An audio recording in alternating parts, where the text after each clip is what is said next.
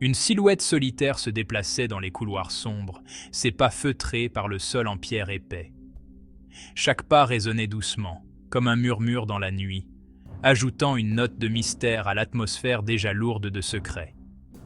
L'air était saturé de l'odeur de l'encens et de vieux livres. Les volutes de fumée dansaient paresseusement, créant des formes éphémères qui semblaient raconter des histoires oubliées.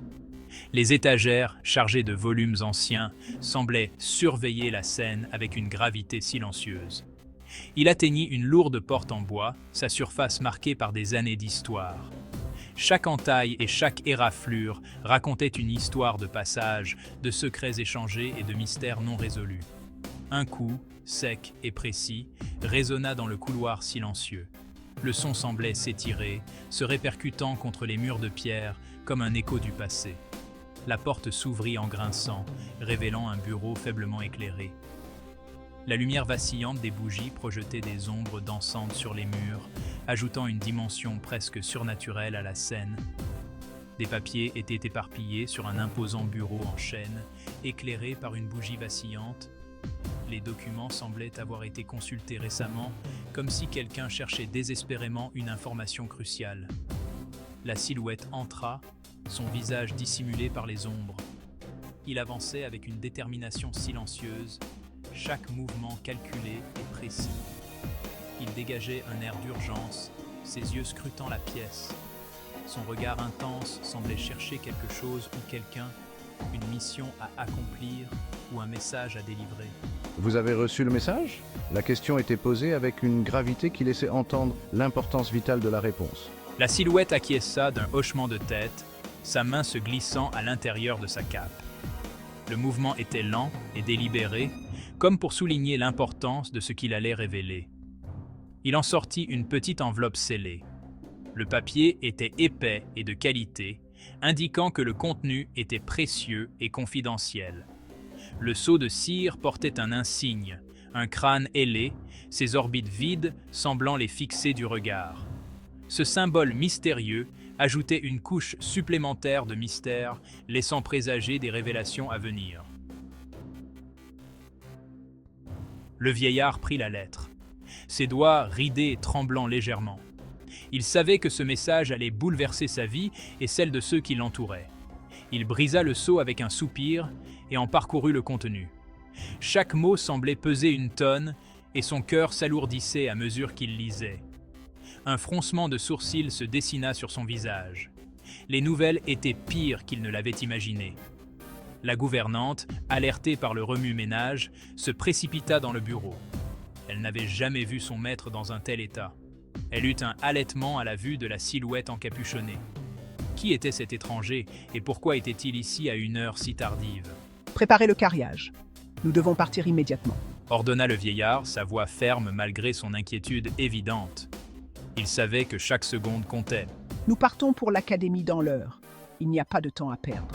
La gouvernante hésita, son regard allant du vieillard au mystérieux visiteur. Elle sentait que quelque chose de grave se préparait. Mais monsieur, il est minuit passé. Cela peut sûrement attendre demain matin. Elle espérait que son maître changerait d'avis. Le vieillard la fixa d'un regard sévère. Il n'y avait pas de place pour la discussion. Cette affaire ne peut souffrir aucun délai. Nous devons partir maintenant. Dit-il, sa voix empreinte d'une urgence tacite. Le temps était contre eux, et chaque minute perdue pouvait être fatale. Dudiane était assis à son bureau, le front plissé par la concentration. La salle de classe, baignée par la lumière chaude du soleil de l'après-midi, bourdonnait des murmures feutrés des élèves.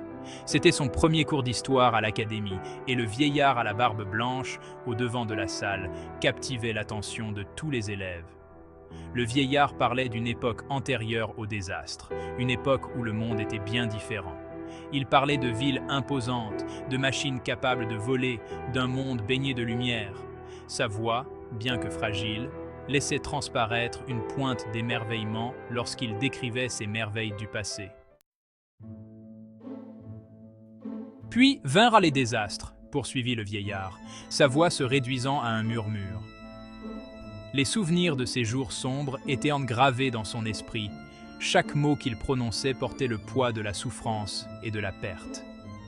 La terre trembla, les cieux s'embrasèrent, et le monde tel que nous le connaissions disparut. Les villes furent réduites en cendres, les forêts dévastées, et les océans se déchaînèrent, engloutissant tout sur leur passage.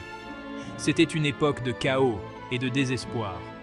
Il désigna une carte au mur, une carte dominée par une imposante structure circulaire. Cette carte était plus qu'un simple dessin. Elle représentait l'espoir et la détermination des survivants. Ceci c'est le mur sylvien, une merveille d'ingénierie et de persévérance humaine érigée pierre par pierre avec le sang, la sueur et les larmes de ceux qui ont survécu. Il a été construit par les survivants, un dernier bastion d'espoir dans un monde ravagé par la catastrophe. Chaque pierre raconte une histoire de courage et de sacrifice. Chaque fissure témoigne des épreuves surmontées. Il nous protège des dangers qui se trouvent au-delà, les vestiges des désastres. Des créatures terrifiantes rôdent dans les ombres, des menaces invisibles qui attendent leur heure pour frapper. Dudian écoutait attentivement, les yeux rivés sur la carte. Chaque détail semblait prendre vie sous son regard intense. Chaque ligne et chaque courbe racontait une histoire de survie et de résilience. Le mur sylvien, réalisa-t-il, était bien plus qu'un simple mur. C'était une forteresse, un symbole de la détermination humaine à survivre contre toute attente. C'était un symbole de survie, un témoignage de la résilience de l'humanité. Les gens avaient travaillé ensemble, unis par un objectif commun, pour créer quelque chose de plus grand qu'eux-mêmes. Mais c'était aussi un rappel brutal des horreurs qui se cachaient derrière son étreinte protectrice.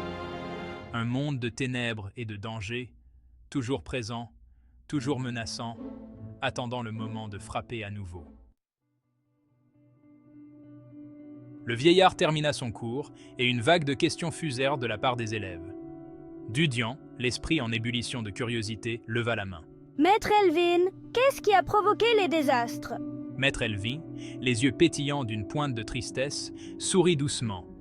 Les désastres, jeune Dudian, furent une tragédie aux proportions inimaginables. Leur nature exacte reste un mystère, perdu dans les méandres du temps. Certains disent qu'il s'agissait d'une calamité naturelle, poursuivit Maître Elvin, son regard balayant les visages de ses élèves. Des tremblements de terre, des éruptions volcaniques, des tempêtes d'une fureur sans précédent. D'autres murmurent qu'il s'agissait d'un autre type de désastre. Un désastre né non pas de la colère de la nature, mais de la folie des hommes. Il parle d'armes d'une puissance inimaginable, dit-il, sa voix à peine audible. Des armes capables de fracasser des montagnes, de faire bouillir les mers et de transformer l'air que nous respirons en poison. Dudian buvait ses paroles, son esprit peinant à concevoir l'ampleur d'une telle destruction. Les paroles de Maître Elvin firent naître une lueur de reconnaissance dans l'esprit de Dudian. Il avait lu des choses sur de telles armes dans les livres interdits qu'il avait trouvés cachés dans la bibliothèque de l'Académie. Des livres qui parlaient d'une époque où l'humanité possédait le pouvoir de s'autodétruire. Se pourrait-il que ces armes, ces instruments d'annihilation, soient la véritable cause des désastres? La pensée lui glaça l'échine. Si c'était vrai, alors le monde au-delà du mur sylvien était bien plus dangereux qu'il ne l'avait jamais imaginé. Le monde au-delà du mur sylvien est un endroit périlleux, dit Maître Elvin, la voix grave. L'air est saturé de toxines, la terre est meurtrie et stérile. Des créatures mutantes déformées par les désastres errent dans les terres désolées. Une menace constante pour quiconque ose s'aventurer au-delà de nos murs. Mais le plus grand danger, poursuivit-il, les yeux durcissants, ne réside pas dans les créatures elles-mêmes, mais dans le cœur des hommes. Car même face à une telle dévastation, la cupidité et l'ambition continuent de couver. Dudian écoutait, le cœur battant à tout rompre. Alors que Maître Elvin terminait son avertissement, un coup sec résonna dans la salle de classe. Deux silhouettes, vêtues du cuir noir de la garde de la ville, se tenaient à la porte. Leurs visages étaient graves, leurs yeux durcis par des années de service dans un monde au bord du gouffre. « Maître Elvin, dit l'un des gardes d'une voix rude, nous sommes ici sur ordre du Conseil. Nous avons besoin de 8 volontaires pour le service public. Un silence de mort s'abattit sur la salle de classe. Les élèves échangèrent des regards nerveux, les yeux écarquillés par l'appréhension. « Toi » aboya l'un des gardes en pointant Dudian du doigt. « Tu viens avec nous. » Le cœur de Dudian se serra. Il avait entendu des murmures sur le service public, un euphémisme pour désigner les tâches dangereuses confiées à ceux que l'on jugeait sacrifiables. Les gardes scrutèrent la salle, les yeux froids et calculateurs. Un à un, ils désignèrent du doigt les élèves, leurs doigts se posant sur les malheureux élus. Dudian retint sa respiration, les mains serrées en poing. Il regarda les gardes sélectionner 7 autres élèves, le visage pâle de peur.